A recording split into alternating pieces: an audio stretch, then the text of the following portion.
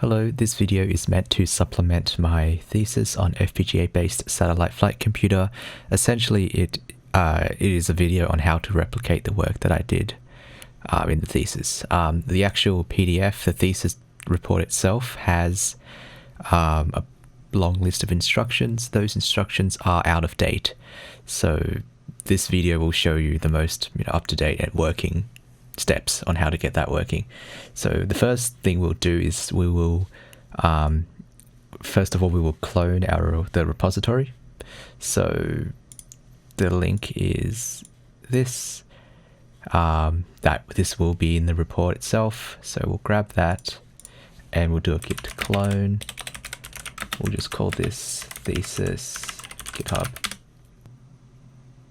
Alright, now that is done, let's cd into that.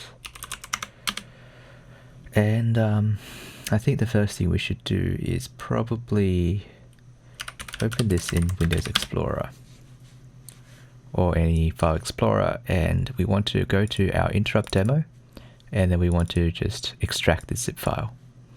So the reason being, this is our Vivado project, so if we open this, we can actually open this Vivado. I'm assuming you have Vivado 2020.1 installed. While Vivado gets going, I'll just explain what we're trying to do. So we are trying to compile these files here. So interruptdemo.bit and interruptdemo.bit.bin. So these files are already there. As you can see, they're already in there. So if you just want to skip this step, you can just grab these two files as they are, but I'll show you how to compile them in Vivado. So once we have Vivado open, if you click on open block design, cool, you should get this. So make sure this looks about right. So we have our Zinc processing system over here, and then we have our AXI button and the AXI switch. Notice the button has an extra port here for the interrupt. And this is essentially our interrupt demo. So later on in cFS, this is the hardware bit stream that will be loaded in order for the interrupt demo to work. So the way to do this is to hit this generate bitstream button. You wouldn't see this. Well, actually, yeah, the bitstream has already been generated, so you will see this message. So, but if you edit this or change anything, you would have to recompile the bitstream, and that might take a bit of time, but it's already here. So what I want to do now is I want to go export hardware. Next, we'll include bitstream, and we'll just call this interrupt demo, and let's export it to let's export it just right here. Select. So now there should be it says it's already found because it's already there, but I'll just export for the sake of it. There it is, interrupt demo XSA. And then you want to go export again, and you want to go export bitstream. Interrupt demo.bit, it's already there, but if it's not already there, just put that in there. And hit save, overwrite, and this will give us interrupt demo.bit, sorry. Now, in order to get .bin, we will have to do one more step, and we have to essentially run a command in Vivado. So what you want to do is you want to open a terminal here, and then you want to type Vivado -mode TCL. So this will bring up Vivado in TCL mode, and you want to grab this command. I'll probably put this command somewhere in the repository if it's not already there. This is a different repository. I'll upload it to the proper GitHub one, but copy that and paste it here, and change input file name to whatever the file is called. So in our case, it's interruptdemo.bit. So interruptdemo.bit, and our output shall be interruptdemo.bit.bin. So if you hit enter, this will generate the .bin file. Again, it's already there, but I'm just showing you how you would do it if you were to change anything here. Cool, once we have the .bin, .bit and a .xsa file, we're good to go. And we're ready to essentially get PetaLinux ready and set up our PetaLinux build environment. So for that, I will need a Linux system. As you can see, I'm on Windows, so I've got a Linux VM set up already. So I've already have a lot of the tools already installed. I've already done this a couple times, and I'll copy them across to VM share directory. So this is my shared folder with my VM. So anything I put in this folder will turn up in the Linux VM. So where were we? Interrupt demo. So we'll grab the .xsa, .bit, .bin, and the .bit. We'll just copy them over here. And if I go back into my VM and refresh, you can see that the interrupt stuff is here. So if you were doing all on Linux, if you were doing all of this on the same system, it doesn't, you don't have to deal with shared folders and VMs if you're on Linux already. So, okay. Let me close that. So the first thing you want to do is you want to do, after installing Ubuntu, I'm assuming you're using a VM, you want to do a sudo apt or sudo apt update and a sudo apt upgrade. So what this does is it updates all of your packages to make sure they're up to date. I've already pretty much done that on my computer, so it won't take that long, but if you run this for the first time, it will take quite a bit of time. And then after that, you want to run this command here, sudo apt install all of this stuff. All right, so I'm going to paste it in here, but mine will pretty much do nothing because they're all installed. But for you, it might take some time if you're installing them for the first time. Cool. So once that's done, what you want to do now is you want to go to a web browser. So to get to here, just Google PetaLinux. PetaLinux tools, click on the first link, go to download PetaLinux. Now, the thesis report says to do 2020.1, and that is here. Do not use 2020.1. Do not do that. Go to 2021.1. I'm still assuming you have Vivado 2020.1 installed. 2020.1 over here, but the thing you download from the PetaLinux tools version, you want 2021.1. So that's a discrepancy with the report. So go into here, download this tool here. So click on that. It will ask you to log in, so you will need to make a AMD Xilinx account. As you can see, I've already got one, so let me sign in. And then you would scroll to the bottom. You have to fill out all this. Scroll to the bottom and click download. I have already downloaded it, so I won't click it again. But let me go back to this page. So that was the one we clicked on. But then we also want to download the BSP for the Zedboard. So scroll down until you see, actually just Control FZ. It's already here. ZBSP. Make sure to download this one. ZBSP. Click on that. You have to log in again. But once you have those two files, make a folder, call it PetaLinux. I don't want it in caps. Just somewhere. This will be our working directory. That was the first file, and this was the second file. So let me just pretend we downloaded that and paste it into this folder. So once we have those two things downloaded, we want to open a terminal. And what we want to do is, alright, so copy the interrupt demo.xsa and the .bit.bin and the .bit over to this folder as well, so that we have everything in one place and we don't have to go look for things. So copy them, put them here. Alright, so we have these two files, we have these two files which we downloaded from the Xilinx page, and these three files that we generated from Vivado.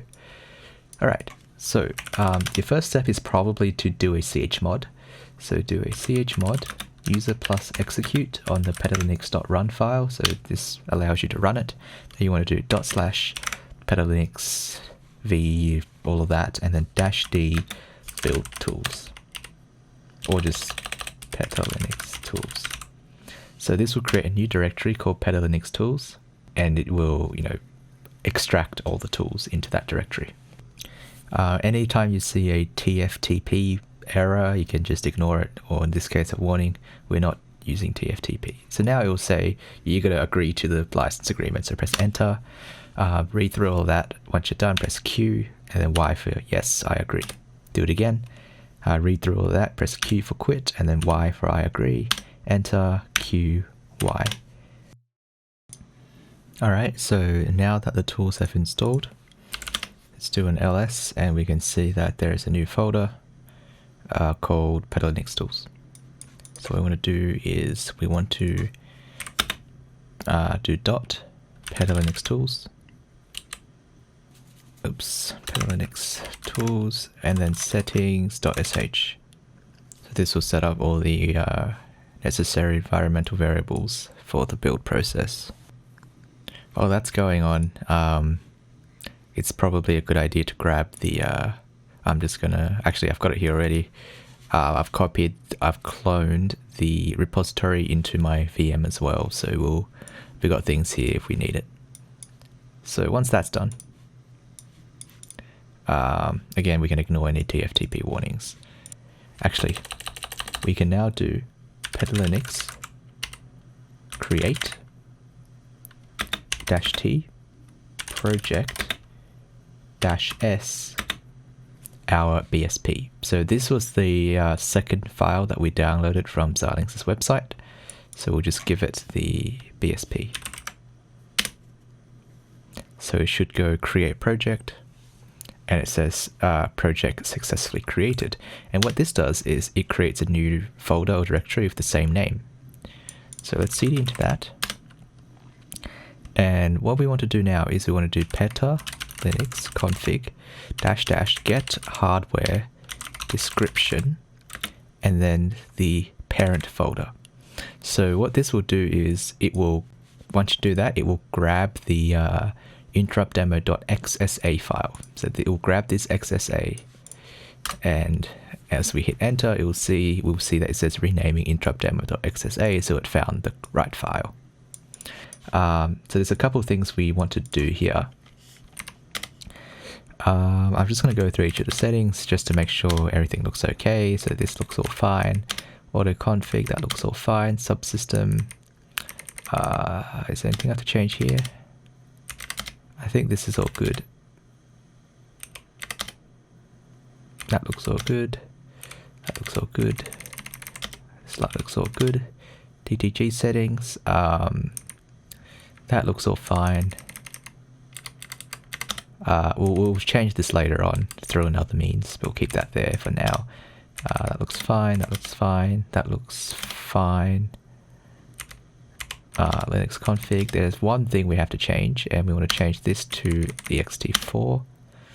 And so yeah, change that to ext4, and then delete. We can just delete everything.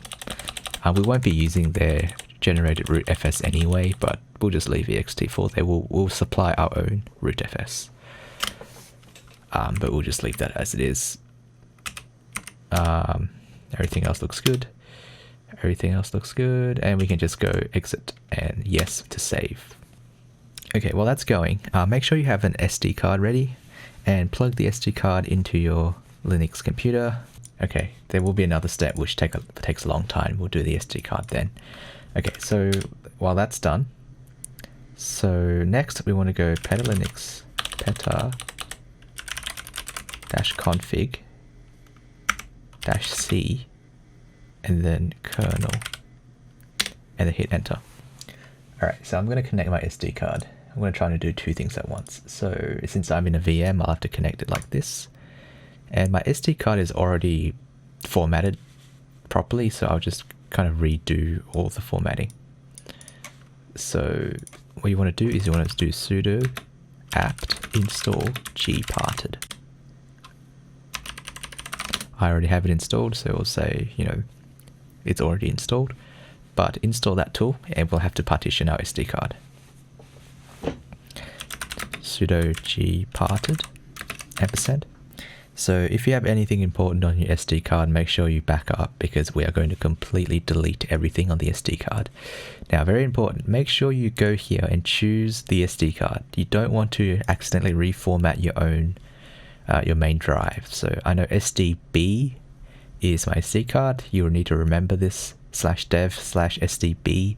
Make sure you don't do it to SDA, and then just right click, unmount, right click, unmount, right click, delete, right click, delete. So this deletes everything on the SD card. Keep doing that until you see unallocated for the whole thing. Then we go new allocation, right click new, we'll call this boot. Make sure you select file system as FAT32. Alright, FAT32. Let's make this 64 megabytes. You don't need it, it doesn't have to be that big. 64 megabytes. FAT32, click add. And then add a new one. Call this one rootfs. Actually, I'll call it Ubuntu. And then make sure it's ext4 and let it fill in the size. So this will fill up the rest of the partition with rest of the SD card with a partition called Ubuntu with ext4. So click OK. So this will delete everything on the SD card. Right, so now the SD card is ready, but our files aren't ready yet. But what we can do, we can close, once that's done, we can close gparted. We can close that terminal too. And create a new directory called SD. Let me just delete SD. Let's start again. Let's create a new folder, call it SD. Open a terminal. Make a directory called boot mount, and then another one called rootfs mount. So now there are two directories in here, and what you want to do is go back to our GitHub repository and see this rootfs thing here. So copy that into here, and what we want to do is we want to do tar xaf ubuntu whatever that is, and this will create a new folder. Let's cd into that folder. Once you have this hf thing here, you want to do sudo make the rootfs. So everything pretty much what we want to do is we want to be root when we deal with this file. So we make a directory as root called rootfs, and then we want to do sudo tar extract archive file, our tar file, into, did I spell that correctly? Directory rootfs. Make sure you do this as super user. Let's see into cd into rootfs. rootfs. We can see all of the permissions here must be root, except for the parent, obviously. So make sure everything here is root. We've extracted our files. Let's go back into our SD directory. So what we want to do now is we want to mount our SD card. So on our SD card, remember in gparted we made two partitions, a 64 megabyte boot partition, and the rest of it is rootfs. So remember how we said we should remember our device file name? Mine was SDB, yours might be SDC or SDD. So what I'm going to do now is I'm going to mount it to these folders. So what that means is once I've done the mount, whatever I put into these folders will end up on the SD card, essentially. So let's do sudo mount /dev /sdb1 boot mount. And then let's try that again with sdb2 into rootfs mount. Let me fix the weird thing there. There we go. All right. So if we click on this and we click refresh, we should see a little thumb drive logo.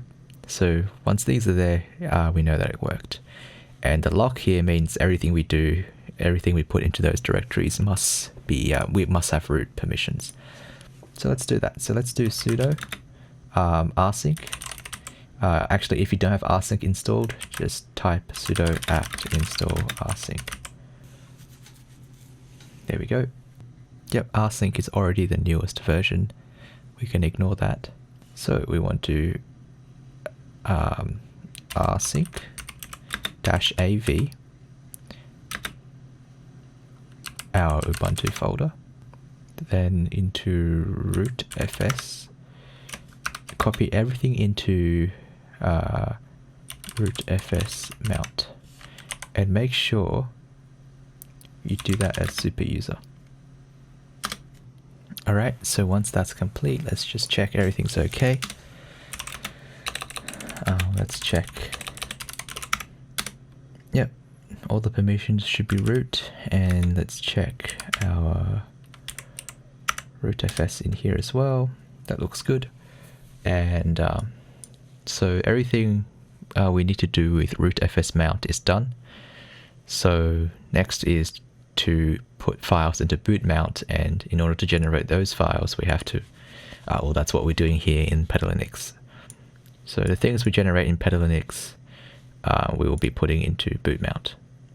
So since we're done with rootfs, we should probably unmount it. So we'll do sudo umount rootfs mount.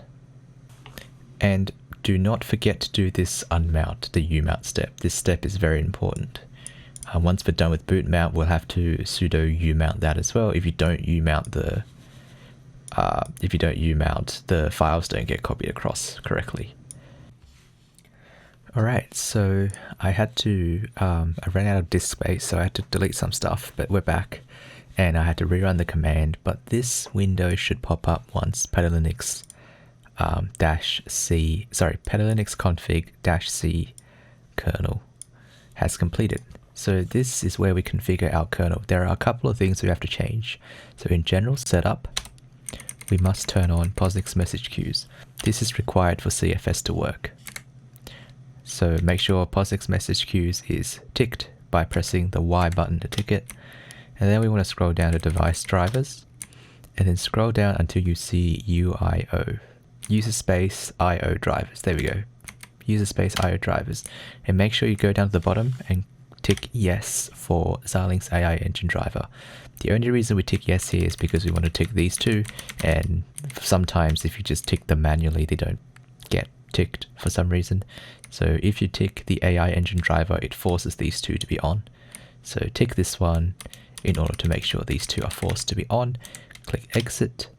Click exit, and I think that is all there is to it. Exit, exit, and press yes. Alright, once it says successfully configured kernel, we can now move on to the next step, and that is to edit the device tree file. So inside this directory, we want to go find, in this current directory, a file called systemuser.dtsi. As you can see, it says successfully found two. We'll grab the first one, the one under device tree. So copy that, and then open it with a text editor. I'll use gedit. Alright, so then what we want to do is we want to put something in here. So I'll grab the code from VS Code. I'm sure this file will also be in the repository somewhere. So we want to copy paste this in. We can delete the comment it outlines. Doesn't really matter. So it should look like this. One thing to note here is that this 41200000, where did this come from? Well, this came from, I closed Vivado, but if we open up Vivado again, this is the address of the axi GPIO button block. And all this is doing is we are essentially adding these arguments to this node here in the device tree. So if we go interrupt demo and we go to block design, there are a couple of things that need to match. The block name here, where it says axi _GPIO _button, right? Because this is where the interrupt is coming from. This must match this. This 4120.0.0.0 comes from the address editor, where our axi GPIO button is at address 4120.0.0.0. So once that's done, hit save, close, or just minimize, and now we can type PetaLinux build, and that will compile everything for us. Alright, so I had to delete more stuff, and as you can see from the date, it's been some time since the last clip. But once the command PetaLinux build finishes, you should see this message here: info successfully built project. So that means everything compiled properly, and we can now move on to the next step. So what we want to do is we want to cd into images. We want to cd into Linux. And then what we want to do is we want to do PetaLinux dash package dash dash boot dash dash fsbl, and then the zinc fsbl.elf, so that's this file here. And then we want to do dash dash uboot dash dash fpga. Now we want the bitstream. The bitstream is located in well, the bitstream is this file here, the interrupt demo.bit that was generated from Vivado. Notably, it's not the .bit.bin, it is this one, interrupt demo.bit. So for me, this is in /mount /that /vm share /interrupt demo.bit. But for you, it's probably somewhere else. So make sure you track down where this file went and put this after dash dash fpga. And once you've done that, also add that dash dash force to override anything that was already there. Cool. So it should say boot image generated successfully. You can ignore the warnings about TFTP.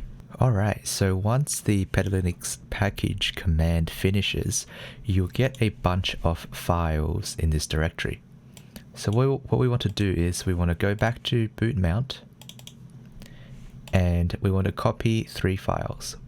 We want to copy boot.bin, boot.script, and image.ub. You can ignore all the other files. So the way we do that is by doing a sudo. You have to do it in superuser with superuser permissions. cp for copy, boot.bin, boot.script, and image.ub. And then the destination is in the place where we mounted our boot partition. So desktop sd boot mount. So once you hit enter, you should see these 3 files copied across. And then what we want to do is we want to unmount the SD card, because we are now finished with the SD card and we want to pull the SD card out and put it in the Zedboard. But before you yank it out of the SD card slot, you must go and do this step by typing sudo umount /dev/sdb and then *. Now, as it's been 2 months since I recorded the last clip, it has changed itself to SDC in my case, but if you're just following along, it should have still been SDB for you. So I'm going to do SDC and hit enter, and ignore those messages. But the way you know it works is if you double click back into boot mount, the folder's empty because we've unmounted it. So once you've run this command, it is now safe to physically pull the SD card out from your computer. So I have just done that. I have pulled the SD card out and I'm going to put it into the Zedboard's SD card slot. Obviously you can't see me doing it. And the next step is to make sure the Zedboard's jumpers are configured correctly to boot from SD. And the jumper positions are in the PDF. So that part of the PDF is correct. Consult the PDF for the jumper positions. So once the jumpers are in position, plug the Zedboard into your computer using a micro USB cable, and make sure the micro USB cable is plugged into the one labeled UART. So there's 3 micro USB sockets on the Zedboard. Make sure that it's the one labeled UART and turn it on. Obviously connect the power supply as well. So turn that on, and depending on your platform, this will be different. If you're on Windows, you might want to use PuTTY to access serial. Since we're using a Linux VM, I might as well do it in Linux. So what I will do is I will install a program called Minicom. I've already have Minicom installed, but if you don't, just type sudo apt install Minicom. So what you want to do now is connect it to your computer. Since I'm in a VM, I'll have to do right-click connect. And in Linux, the next step is you want to type sudo d message. So this is the kernel messages, and the one you want to look for is this. So this should be near the bottom, but this is what you're looking for, TTY-ACM0. This might be a different number, but it's usually the one under Cypress USB to UART. So this, you make sure you remember TTY-ACM0. And we will open that using minicom. We will open a serial connection to this file using minicom. The way to do that is to do sudo minicom-b 115200. So this is the baud rate. By default, it uses baud rate 115200, and then dash capital D /dev /TTY-ACM0. And once you do that, you should get something like this. And what you want to do is you want to go to the Zedboard and do a processor reset, or the PS reset, sorry. On the Zedboard is one of the red buttons is the one on the right. Hit that, and that should just reboot the CPU. And now you should see something on the screen. And let's see if it worked. And now it says, welcome to Ubuntu. It scrolled past really quickly, but what it's doing now is it is booting Ubuntu. So once you get to this screen where it says Ubuntu 18.04, blah, yada, yada, yada, ARM login, you know that it has worked. So if you go ARM login Ubuntu, the password is, as it says there, tmppwd, temp password, and we should be in Ubuntu. So, and that's it. Congratulations, you now have Ubuntu booted on your Zedboard. So this is through serial, obviously, but you can connect an Ethernet cable and it will work with internet connection. Just a minor note, if for whatever reason you can't get DHCP working on the Zedboard, once you've plugged an Ethernet cable in, try typing sudo DH client.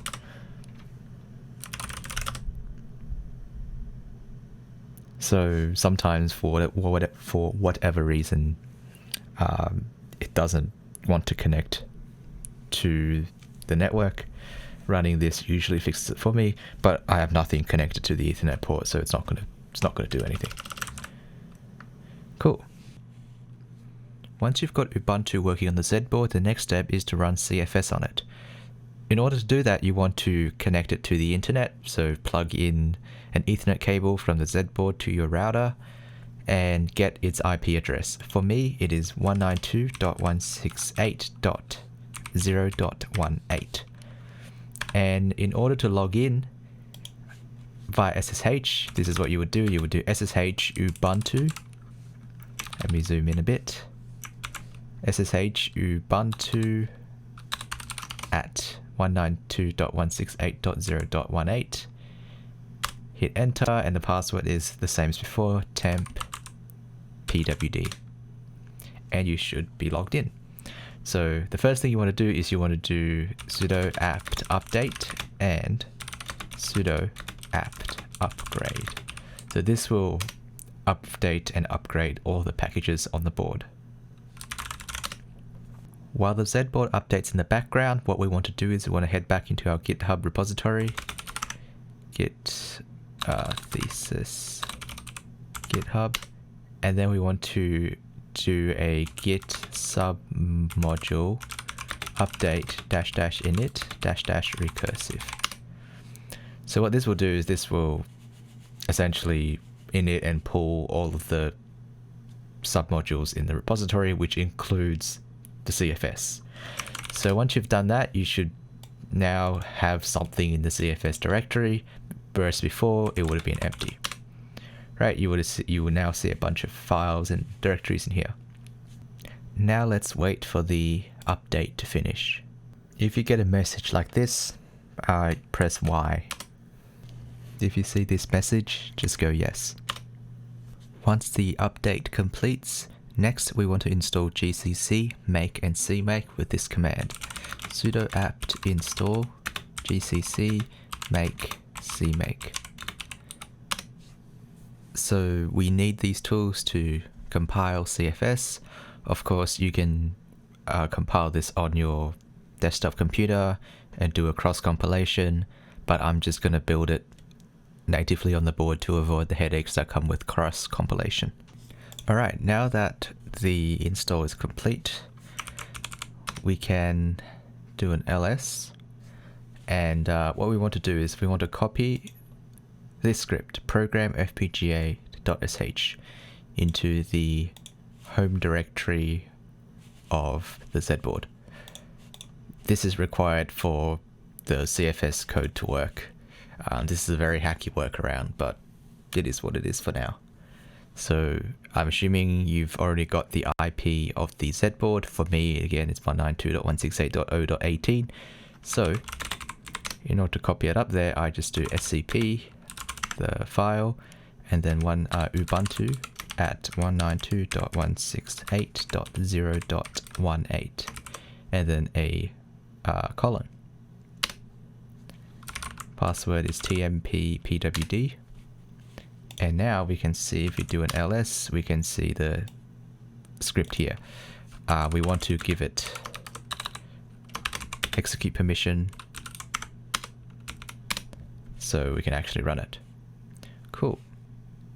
So the next step is we want to create a directory called bitstreams. And let's copy the bitstreams into that directory. So cd into AES demo, and let's grab the .bit.bin file. So scp aes.bit.bin Ubuntu at 192.168.0.18 bitstreams. Right. Now into our interrupt demo, and let's grab the .bit.bin.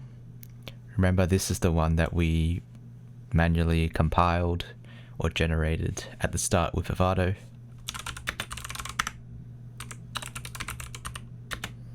And then ubuntu.192.168.0.18. Right, so if we look inside bitstreams, we will now see the two bitstreams. So let's try using our program FPGA script just to make sure that works before we actually get cFS on there. Program fpga.sh as.bit.bin. Oops.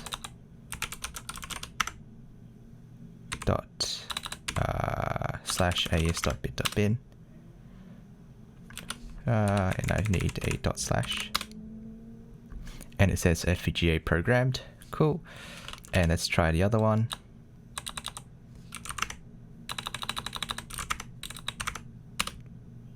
Cool. So we know the script works. Now, let's get cFS on there. Heading back into our GitHub repository, we want to copy the cFS directory up there. So scp, this time we have to use -r for recursive, cfs up to Ubuntu at IP 0.18, and a colon. Alright, so now that's worked. Let's go back into our Zedboard and cd to cfs. Once we're inside the cfs folder, we have to run the following command: ln-s cmake sample defs. So what this does is this creates a symbolic link from our cmake directory, which is here, and creates a symlink called sample defs. And sample defs has all the cmake files and the build configuration for the work that I've done. So the next step is to run simulation equals native. So this sets the environmental variable simulation to native, and then make prep. So there should not have been any errors. And then the next step is to type make j2 install. The j2 says to use both of the Zedboard's Zedboard CPUs to compile. So there should not be any errors, but there may be a warning if you're using GCC 12, which we shouldn't be in Ubuntu 18. So once that's successfully built, we can cd into the build folder, and then we'll cd into exe, and then CPU1. And now you can see the cFS executable. It's called core CPU1. Now, it is very important that every time you run this, you have to use super user permissions. So sudo core /core CPU1. Okay, if it says loading shared library mmiolib and loading file FPGA control, and there's no errors related to these two, nor the other ones, it should be okay. So now we have cFS running on the Zedboard. Alright, so now that we have cFS running on the Zedboard, let's see how we can communicate with the cFS using the ground station. So first of all, make sure the cFS is running on the Zedboard by doing sudo /core CPU1. So back in our VM, let's open a terminal, and we have to install Python 3-venv, and of course we'll need Python 3, but Python 3 is already installed by default. Alright, so once that is installed, we have to install a couple other libraries and dependencies. So sudo apt install lib xcb-star. So this will install a bunch of packages. I've already got them installed, but just press yes to install. And this is required for the Qt framework to show the ground station window. So once that's done, cd into the repository, then cd into cFS, and then tools, and then cFS ground system. Then we want to make a Python 3 virtual environment by typing Python 3 space -m venv space .venv. So this will create a virtual environment, and then we can activate it by typing .space.venv-bin/activate. Cool. Next, we need to install the dependencies, and we do that by doing pip install. Actually, you need to do a pip install --upgrade pip. Otherwise, it fails to find the PyQt5 for some reason. So once pip is upgraded, you can do pip install -r requirements.txt. Alright, so once that is installed, we can do python space groundsystem.py. And just to check this window successfully opens.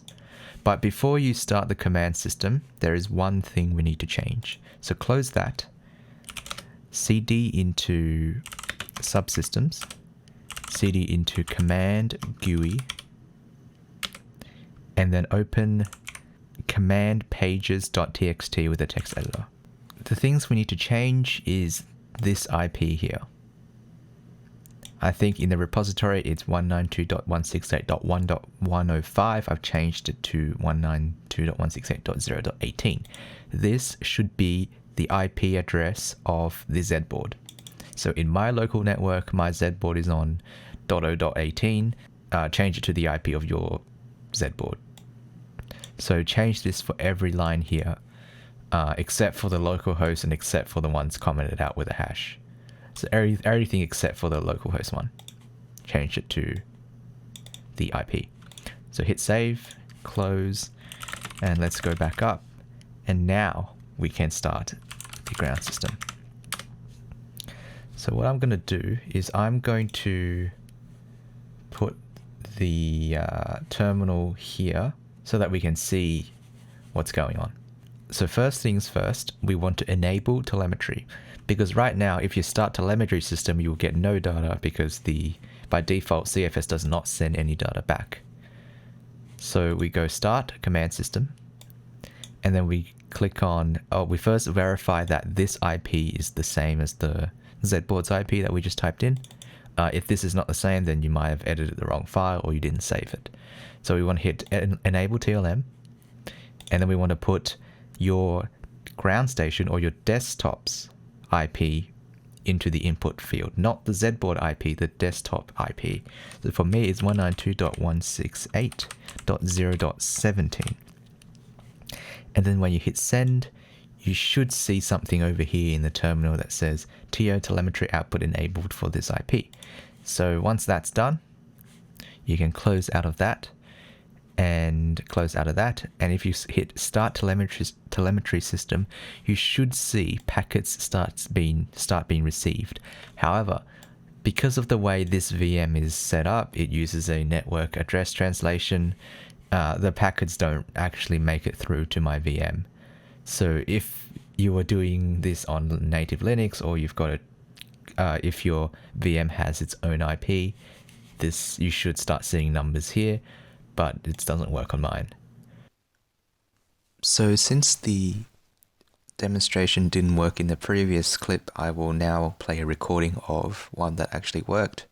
So on the right terminal is the Zedboard. So I am just starting the cFS on the Zedboard on the right terminal. On the left-hand terminal is the ground station. So I'm in the directory and I'm about to start the Python program. The bottom right window is the event messages from the Zedboard.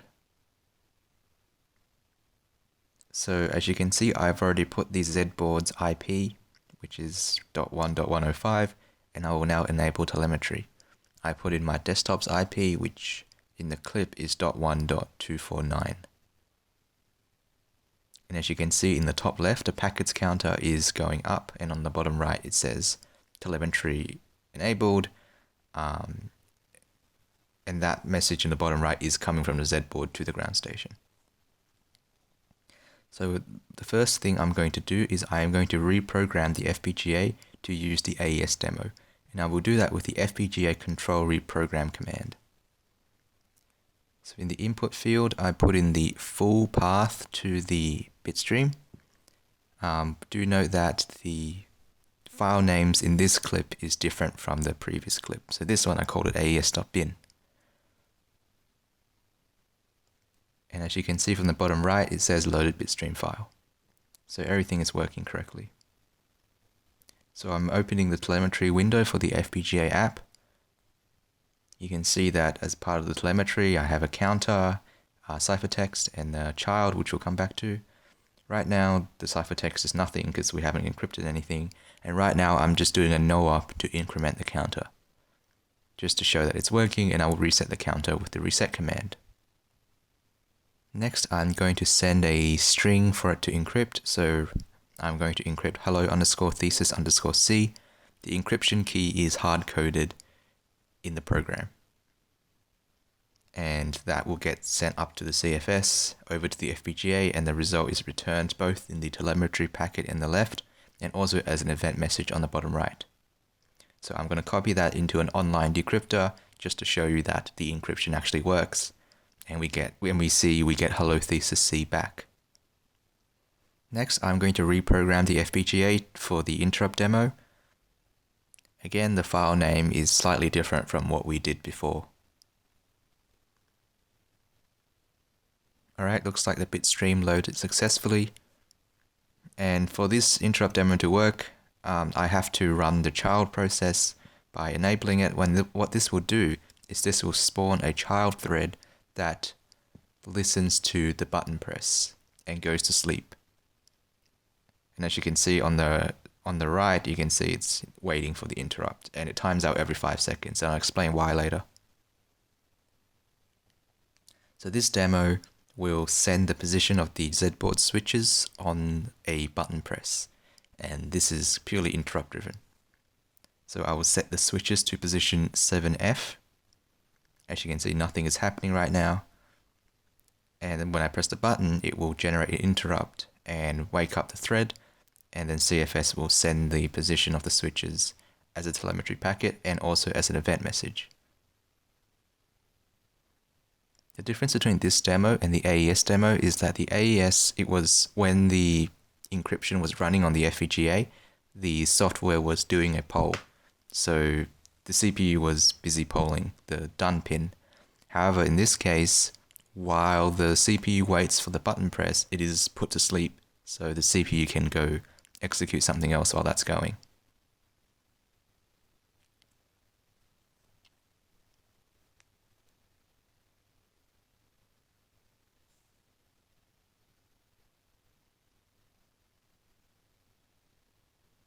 Alright, I will now terminate the child process by sending a 0 to the FPGA control interrupt control. So the reason that the child wakes up every 5 or so seconds is it waits for this command. So when it wakes up, the first thing it does is it checks whether the child should terminate, and it will terminate when that command gets sent. And that's the end of the demo.